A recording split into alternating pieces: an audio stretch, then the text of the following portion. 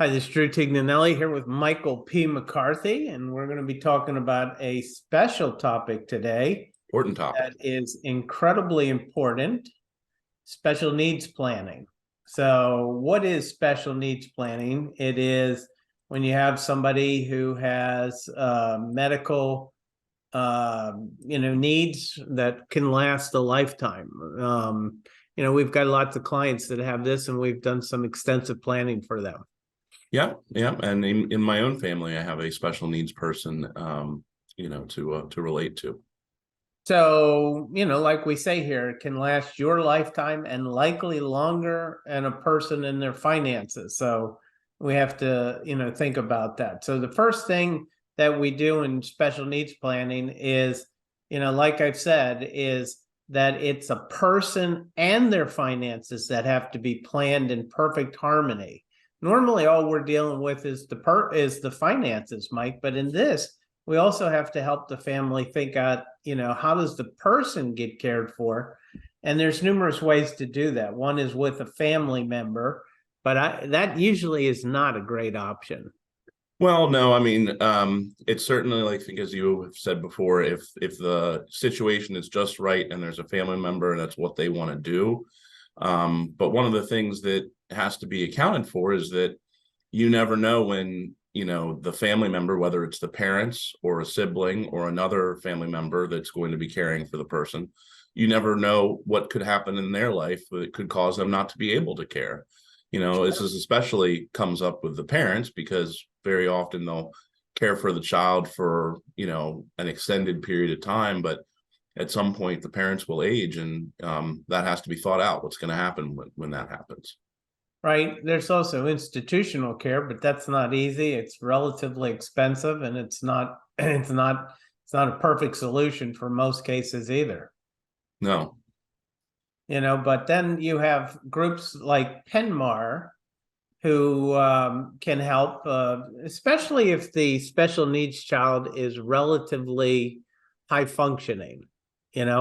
They have group homes. They can also help just if somebody's living in a home by themselves.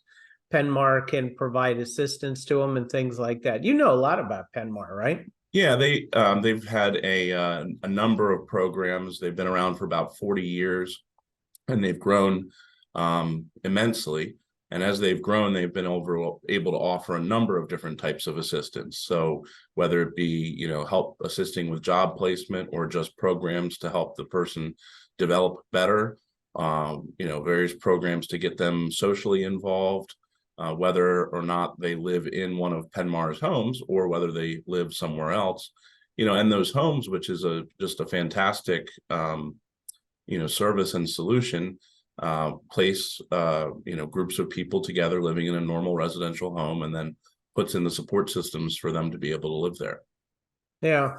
I don't mention it here on the screen, but also it's important that there's communication about the special needs person as to the things they like and the things they don't like and the things that can trigger panics in the person and so forth. There's it's a much broader topic than just where are they going to live.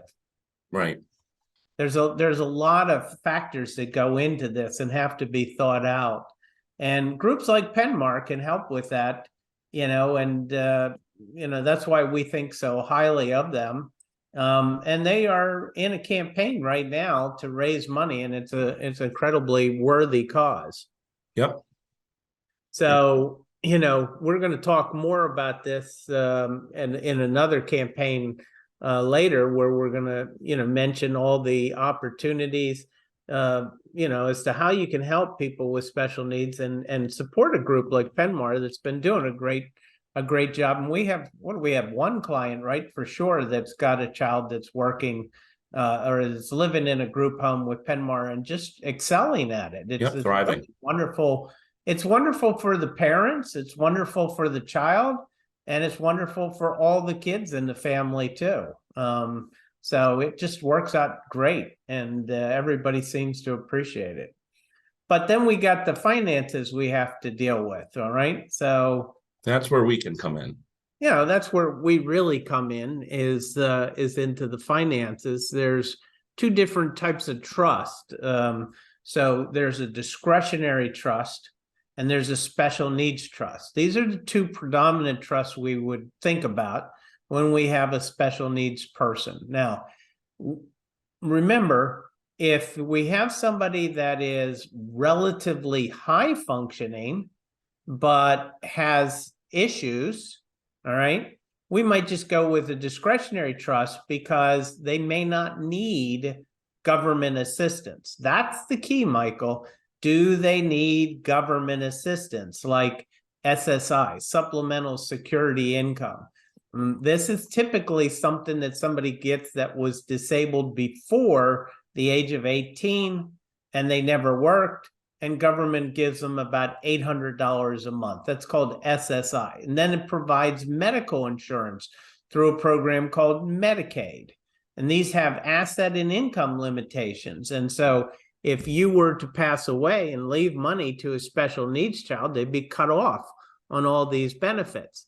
Now, if you have a child who has some issues, but still can basically take care of themselves and doesn't need government assistance and is not on government assistance, then a discretionary trust could work very well for them.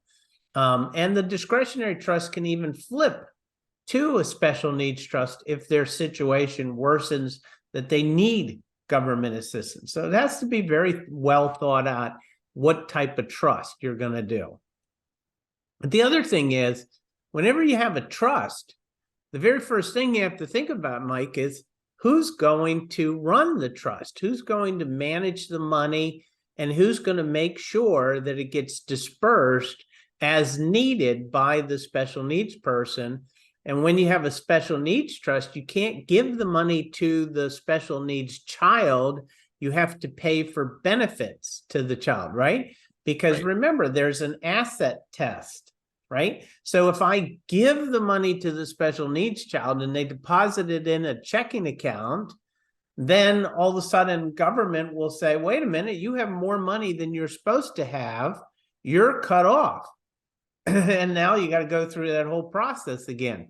Whereas if the special needs child wants a computer, right? And you buy them a computer and give them the computer, they never had the assets in their possession. Therefore, they're not cut off of government assistance and so forth. So this is very important that this be thought out properly, and that there is no income going to the child. The income goes to the trust. The trust pays the taxes on it, which creates a problem that we're going to talk about in a little bit, right? Yeah. So who's going to be your trustee? This is where, family members may not be a great source for the guardian of the person, but they may be an excellent choice for the trustee of the assets of the trust. But this is difficult because there's a lot of financial trustees, corporate trustees, that won't do special needs trust because they're much more hands-on, they're much more involved than what you're going to get in a typical necessary in a typical trust. So a lot of corporate trustees aren't even good for this. And there again, where some of these organizations like Penmar, and others can come in and provide that group special needs trust for you to provide the income to that child and so forth. So, and then the taxation of the income. This is very difficult because, and I don't have any, the time to explain trust income taxation. It's a very unique form of taxation, but you're just going to have to take my word for this. Trust taxation is onerous. It taxes at the full 37% tax bracket when the trust just has $37,000 of income. And government only gives a special needs trust a little extra deduction over and above a typical trust. And when I say little, I'm talking about little. It's like $10,000. But these special needs trusts could have 20, 30, 40, $50,000 of income, and they could be paying on 37% tax rate if it's not thought out properly. And that's why, this is really important that you think out the funding of the trust. What I mean by the funding of the trust, Mike, is that it has to deal with how do you get money into the trust, right? How do you get the money into the trust? All right, so let's look at that. That's the final part of this. So there's a few types of assets. There's the pre-tax assets like IRAs and 401ks, 403bs, tax deferred annuities. These are all pre-tax accounts. These are one of the worst assets that you could put into a special needs trust. But what's funny, Michael, is that so many people, when you look at their assets, the predominant wealth they have accumulated is in their house and in their 401ks, 403bs, and IRAs, right? Right. And what do you do if you have 2, 3 children and 2 children, aren't special needs and one is? How do you divvy the assets up? And this is where strategic planning comes in. So what we would typically think of is taking the deferred assets, giving it to the 2 children, taking the house, which is after tax, right, and putting it in the special needs trust. And we look to try to come up with a strategy that's going to work for the special needs trust as well as for the other children. Yeah. So Roth IRAs. Now, Roth IRAs are 100% tax-free, right? So they can work in a special needs trust, right? But the incredible power of a Roth IRA being 100% tax-free might work really great there. You're just going to have to think that out. Is that the best place to use the Roth IRA money? Because remember, the special needs trust might need that money, whereas these children may be able to sit on it for 10 years tax-free. If this trust gets the Roth IRA money, it may need a big hunk of it every year for the next 10 years and eating up that tax-free growth of that money. It's going to be very unique in each family situation. Very unique and very carefully thought out. Now, life insurance, we're not big fans of people buying life insurance, for the rest of their lives. But when we have somebody with a special needs child, now all of a sudden life insurance becomes an interesting concept because this provides 100% tax-free money. So let me give you an example.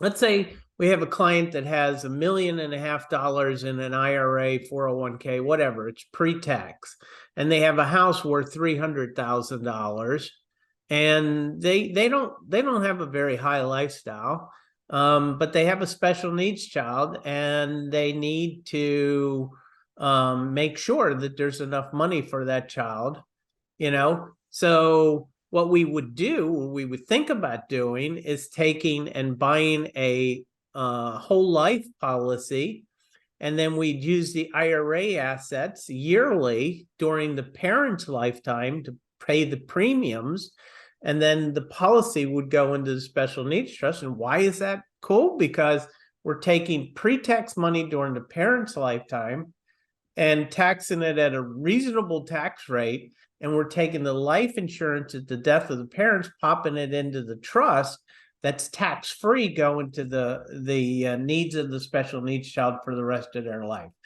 It's a strategy worth thinking about. It doesn't always work in every situation. And then we have a homestead, and there's 2 issues. So we have the parent's home, which may be able to be sold and that after-tax money go into the trust. But we also have the question of, is it possible that the child can live in that house themselves without without going to some type of group care? And Penmar does that, right? They'll help if somebody's living in a place by themselves. Yep. Well, Nope. I mean, they do provide services for people not living in their facility. So yes. Yeah.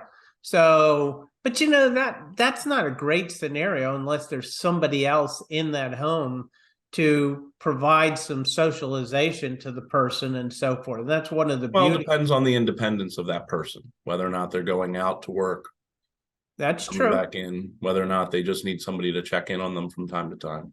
Right. And that's an important feature why you, like you said, each family situation, each family dynamic and how the personalities are set up and the finances are set up is going to create a unique special needs plan for each and every one. And then you have the last asset that you could have is the other after tax accounts. And the other after tax accounts, again, because it's after tax, it works perfectly in the special needs trust. Whereas if I told you, you know, if you took $50,000 out of an IRA in a special needs trust, you would probably lose close to, you know, 20 some $1,000s in taxes. Just think about that, you Yeah. know. Whereas if a typical senior took 50,000 out of their IRA, they're going to typically lose $6,000 or $7,000 to taxes. I mean, the special needs trust is going to lose well over 20,000 of it in taxes. So it doesn't work very well.